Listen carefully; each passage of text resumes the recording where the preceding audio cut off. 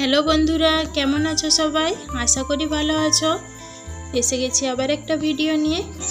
আজকে আমি বানাবো নদীর ছোট চিংড়ি দিয়ে কলাথোড়। চলো ভিডিওটা শুরু করা যাক। এখানে নিয়ে নিয়েছি কুচো চিংড়ি। নদীতে জাল রাখা হয়েছিল, চিংড়ি মাছ পড়েছে, খুব ছোট ছোট, ছোট বড় মিশাই আছে। দেখো, মাছগুলো বেছে নেব। প্রথমে এইভাবে একটা একটা করে মাছগুলো বেছে নেব।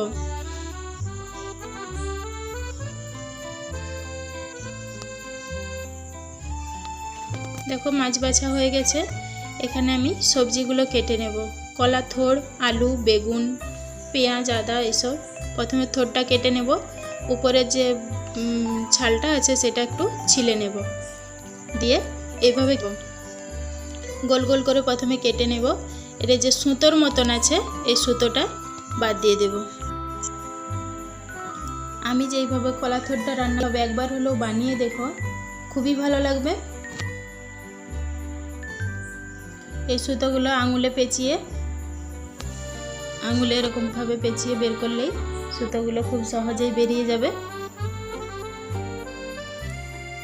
দেখো, এইভাবে আঙুলে ঘুরিয়ে বের করে নিতে হবে।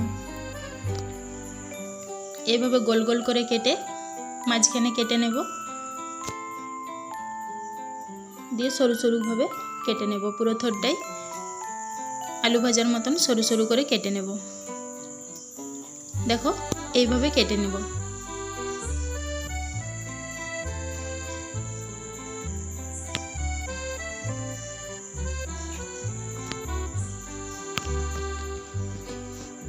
এইভাবে কেটে নিতে হবে। কেটে আমি ধুয়েছি।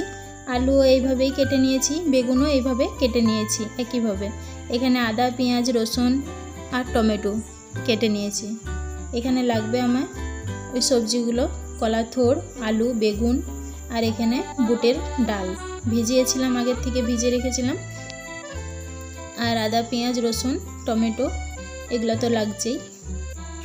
আর লাগবে এখানে একটু ধনে, গোটা ধনে, গোটা জিরে, একটু গরম মশলা, শুকনো লঙ্কা একটা, আর তেজপাতা। আর এখানে হলুদ গুঁড়ো, লঙ্কার গুঁড়ো, লবণ আর সরষের তেল। কড়া বসে আগে শুকনো মশলাটা ভেজে নেব। ধনে, জিরে আর গোটা গরম মশলা। এখন গোটা মশলাটা ভালোভাবে ভেজে নেব, ভেজে ঢেলে নেব। এবারে ঠান্ডা হলে বেটে নেব। কড়াই দিয়ে দেবো সরষের তেল। তেল গরম হয়ে গেছে, দিয়ে দেবো মাছগুলো। মাছটা আগে থেকে লবণ মাখিয়ে রেখেছি। দিয়ে দিব হলুদ গুঁড়ো। মাছটা ভালোভাবে ভেজে নেব। ভেজে নিয়েছি। এবারে কড়া থেকে তুলে নেব। কড়াই দিয়ে দেবো আরও সরষের তেল। তেলটা গরম হয়ে গেছে। দেবো আলুগুলো। আলুটা একটু লবণ আর হলুদ দিয়ে ভেজে নেব। আলুটা একটু লাল লাল করে ভেজে নিয়েছি।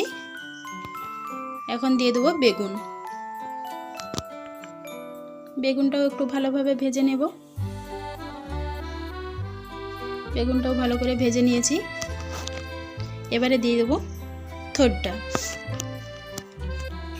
থোড়টাও একটু লবণ আর হলুদ দিয়ে ভেজে নেব।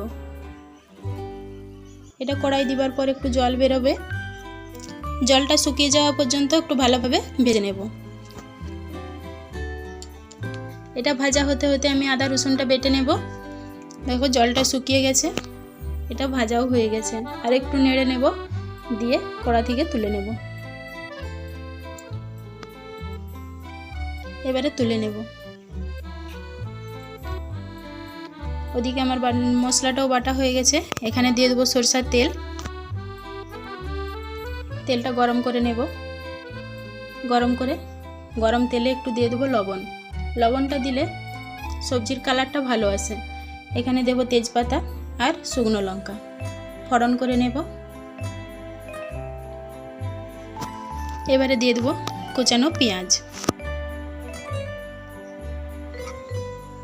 পেঁয়াজটা একটু ভালোভাবে বাদামি করে ভেজে নেব।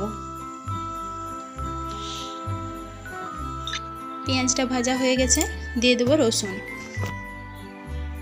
দুপুরবেলা গরম ভাতের সঙ্গে একবার সবজি বানিয়ে দেখো, দারুণ লাগবে। এবারে দিয়ে দেবো আদা বাটাটা, এবারে ভালোভাবে ভেজে নেব। দিয়ে দেবো টমেটোটাও ভালোভাবে ভেজে নেব। টমেটোটা একটু লবণ দিয়ে দেবো, টমেটোটা চট করে গলে যাবে। দিয়ে দিলাম একটু লবণ। দেখো টমেটো গলে গেছে। এবারে মশলা দিয়ে দেবো হলুদ গুঁড়ো আর দেব লঙ্কার গুঁড়ো আর একটু সামান্য দেব। এখানে আমি আমার পরিমাণ মতন দিচ্ছি, তোমরা যখন বানাবে তোমাদের পরিমাণ মতো দেবে। আমি মশলাটা একটু কষিয়ে নিয়েছি, এবারে দিয়ে দেবো জল দিয়ে মশলাটা ভালোভাবে কষিয়ে নেব তেল ছাড়া পর্যন্ত।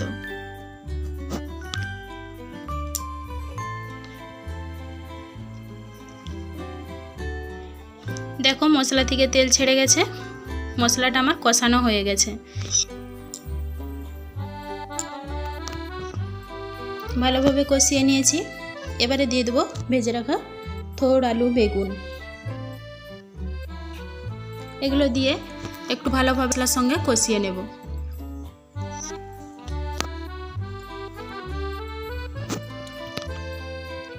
এবারে দিয়ে দেবো আগে থেকে ভিজিয়ে রাখা বুটের ডাল, এটা দিয়েও একটু ভালোভাবে কষিয়ে নেব।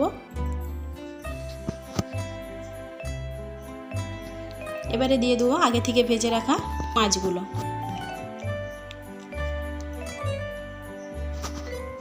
ভালোভাবে কষিয়ে নিয়ে দিয়ে দিলাম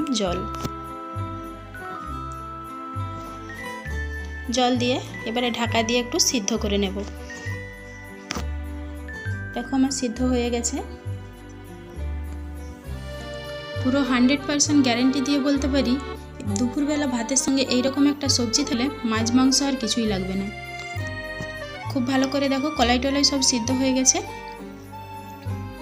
ওগুলো তো নাড়ার সময়ই সিদ্ধ হয়ে গেছিলো, কলাইগুলো সিদ্ধ যাতে টপ করে হয় এই জন্য ঢাকা দিয়েছিলাম। চলো এবারে দিয়ে দেবো ভেজে রাখা মশলা।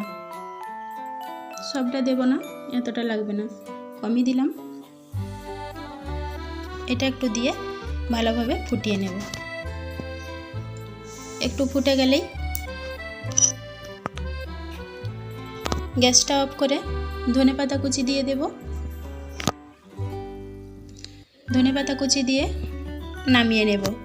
এইভাবে গরম গরম ভাতের সাথে, শুধু ভাতের সাথেই নয়, রুটি পরোটা সবের সাথেই কিন্তু অসাধারণ লাগবে। একবার হলেও বানিয়ে দেখো, খুবই ভালো লাগবে। দেখা হবে, ততক্ষণ ভালো থেকো, সুস্থ থেকো।